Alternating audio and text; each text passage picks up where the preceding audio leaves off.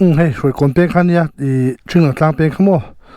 khăn lút khăn suốt tháng này tuổi chiang á số có thể là khăn suốt thì tuổi trẻ chiếc vấn đề rồi thì chiều khăn thì chúng là chỉ cần tia số vàng số những cần phê nga mua được mấy cái gì đó chuẩn phải à khăn phun phun rộng rộng có thể tan thì cần phê gì đó nó thì về số thì cần tuần đàn tan thác ấy số có thể là số còn khác khác à chủ là cái ta lâu anh đi số gì không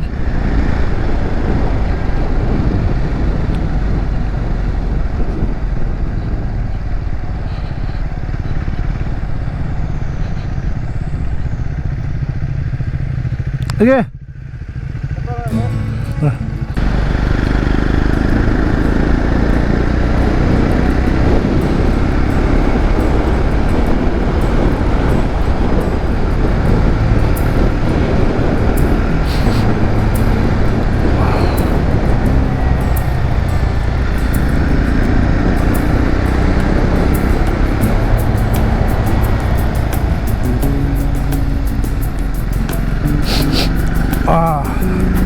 thế để vắng xong đấy không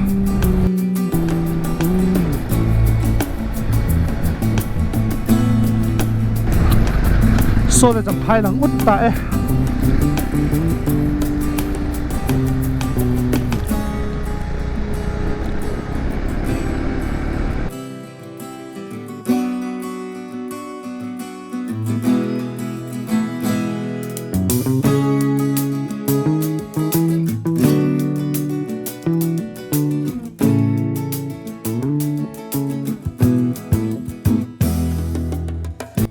chuyện muốn đồ mà phê để lúc luôn muốn đồ mà cái đó sự tổng khác lao xả mạng cấn trầu lẹng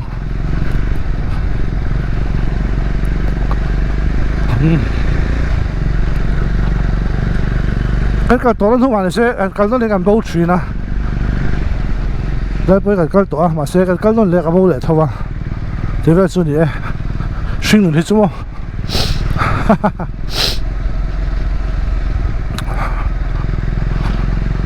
zero pot is well shin cái này chiang chuyện này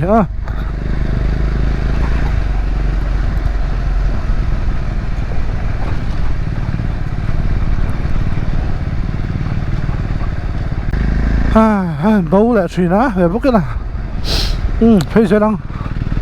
hay giờ lấy để thật phải tám ô chụp hai để trả hàng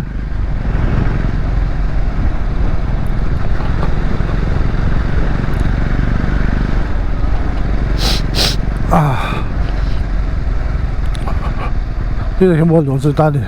cắn sầu vàng nó làm ta út đấy đấy thì nó mua đồ suốt đấy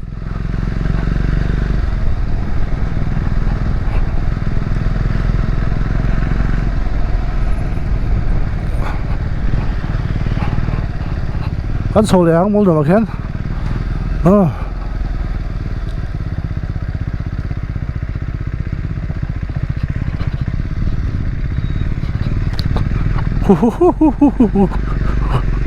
áo mặc út về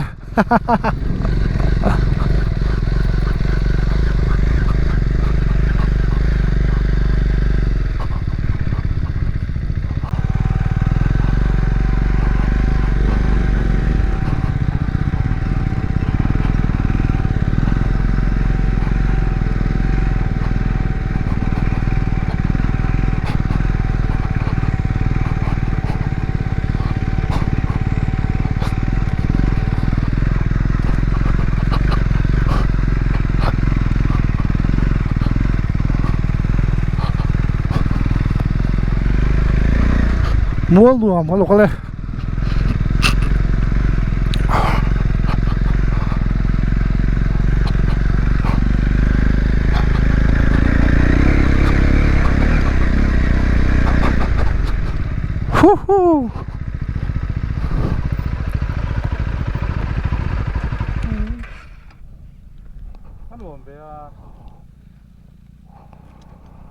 Đùm rếc trên tay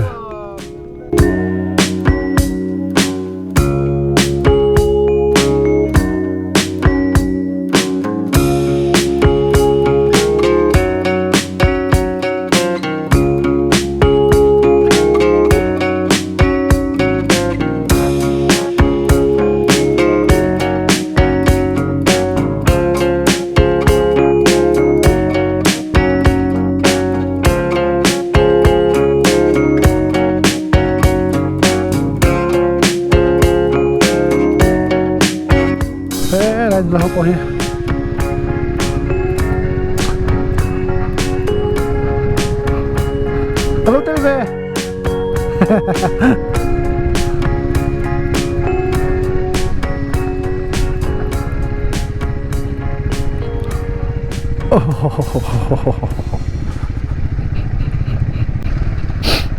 Nó sao mà sầu đó trong thiên ha. Đây là đang ăn tàn giấy đó đi.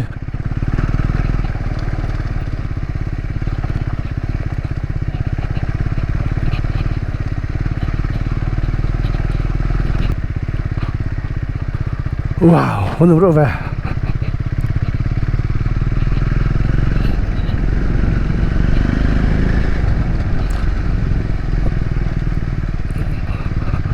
Cái này điểm số mò.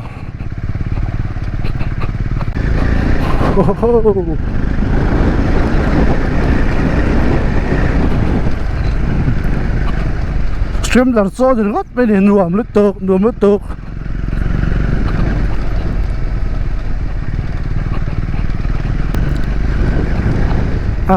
Mô đi phải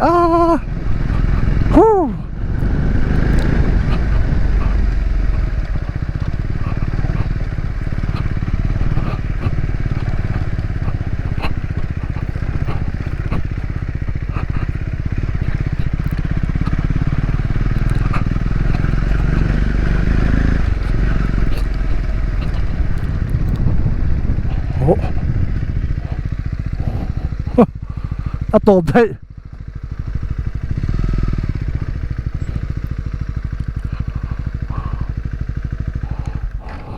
Có cái tôm. Ngồi cái lỗ Google Maps ạ. Stream là do thì không.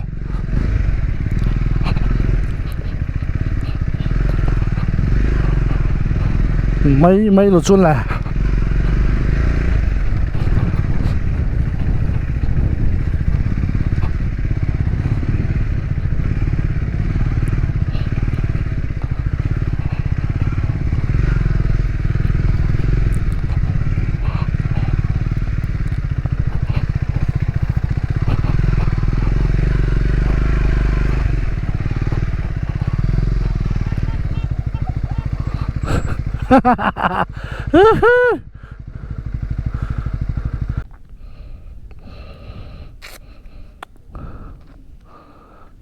Thay là phốt em.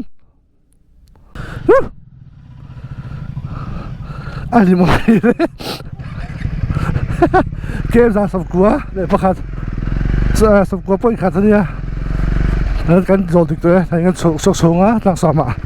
Số toán.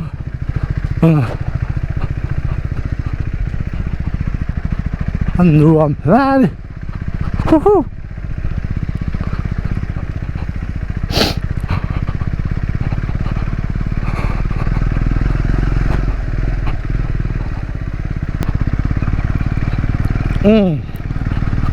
Thì anh muốn cho nào làm phết tốt với đi. Là tối nào. Thì anh đến trang sàm với hạt cái nào. Anh đi.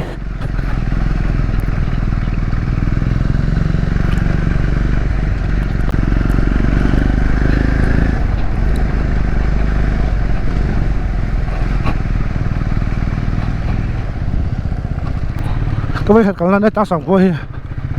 Anh đừng đâu khóc mày. Hay tuần ma lá chuyện mà bây giờ nó bôi tới hội cuốn làm muốn khai gì à đang sống khôi tuần nuôi hết nhân tình cái khác đâu á tất nhiên làm ta cái khác đâu á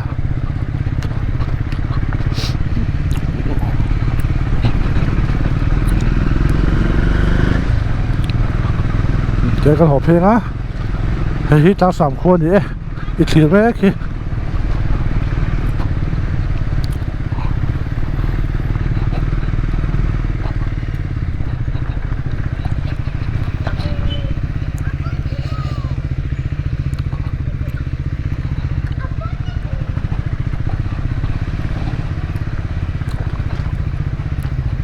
어디 그럴 줄 알아요? 뉴스페이퍼 빵빵 쏙 들어가요.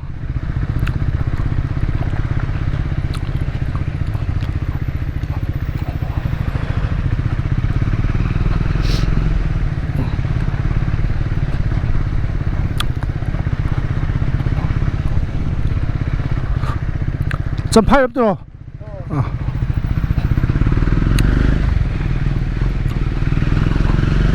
อันนี้ก็ได้สู้เช่นสุกเพลงสัมภาษณ์มา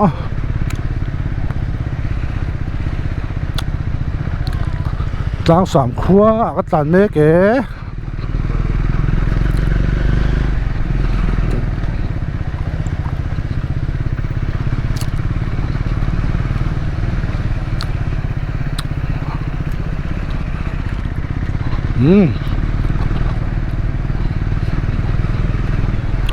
โอ้โหคนไรอาตาจะปอกถูกคัดตลอดมาเลย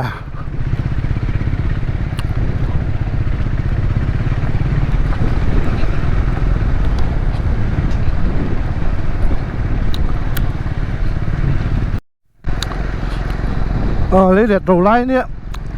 สินไล่เนี่ยฉันรวมต้นสินแหละผัดให้ด้วยไม่หมดสัมภาษณ์จุดทวีครับไม่เหมือนไหน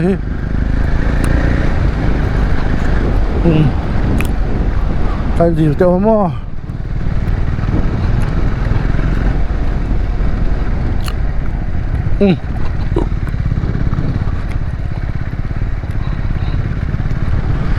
ก็vâng luôn đâu lẽ mày một bên xuống cái này hiện thấy một con xuống đi anh xin đô lại bọn anh là sốc xếp đẹp vậy à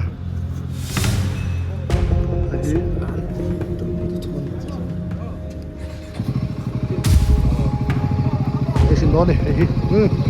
trai à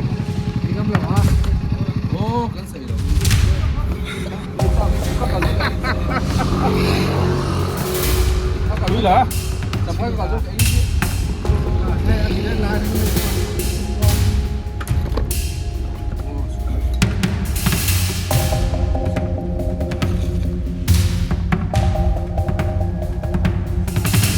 กดทุ่งดิลที่ทุนถ้าแกไม่ให้ถ้าแก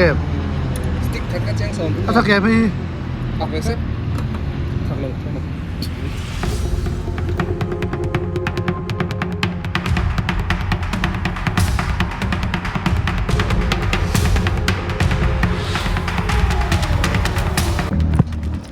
sống ngon mặn sát thi thùn mi nòng plai không bằng cái đóสมันร้อนแรงอ่ะ giờ mà nó đâu đấy luôn ดีโก้เพื่อนเลยขอบคุณเจ้าไหมด้าทุ่มเลสันด้าลีเลสันเดย์อเปล่าทุ่มมิลิสรินช่วยเกมสัตย์เชื่อใจในกันตายกลัวกันบ่าเวอจะส่งเนี่ยคันนี้เกมสัตย์จริงตาจนให้ที่นี้ให้เราเห็นไอรับสัมภาษณ์ที่ให้กันเท่งเพลย์ตาให้ไอรับสัมภาษณ์เดี๋ยวกันเพลย์จะสลังสตางค์ละมั้ง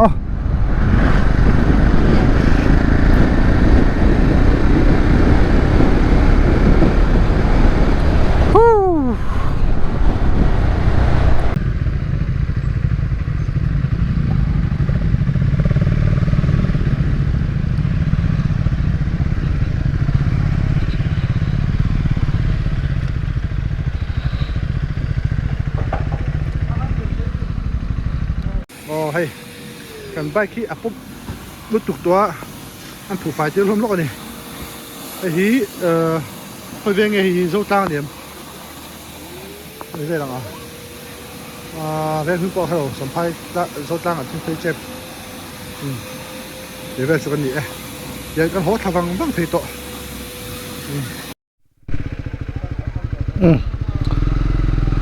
ด้านข้างอะไรมีจุกเนี้ยกันหัวด้านด้านกว่าเวทเห็นกันรถเดียวว่าชิลินะ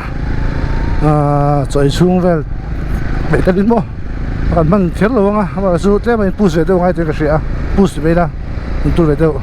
ตายแล้วถูกขับไปยังช่วงลงบ่ส่วนช่วงนี้กันหัวเพลงเดี๋ยวนี้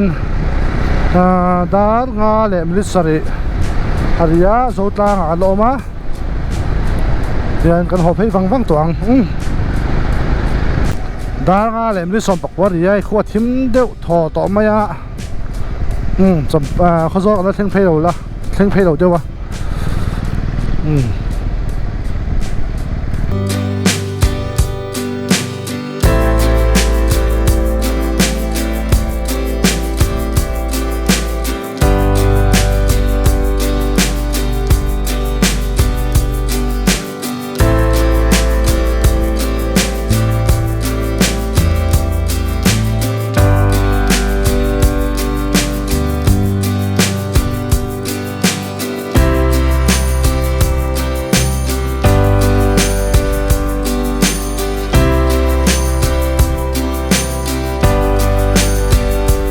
cái phang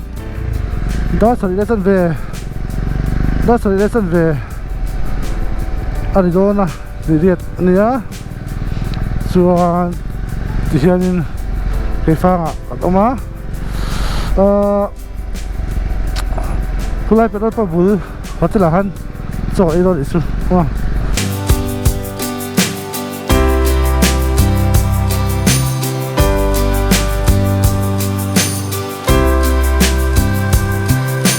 hey sang cái hotel là anh ấy cho túi khop maya mà sang cái này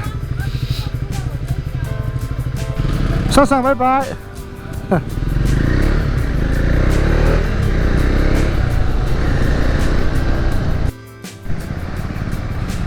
đó đấy mình sống nga đó có thể mình sống ở mà saling cái lúa chứ chỉ là saling đó đấy mình sống nga saling anh ấy cái hạt sarang anh cho lo vang đó sống chia đó là hạt đó chia đó có lẽ mình sống nga bari ra bốc ở trên lệ ta cái em rằng sorry giờ thùng sống nga bali để point sorry liệp bốc ở đây đi cái em thùng sống nga bằng nga ven đó để xử với là cái tàn sát lâu hết mình hay cái trên lệ ta với cái đây là tổng rất thế video tụi tao còn bây giờ phải mong một thảo bye bye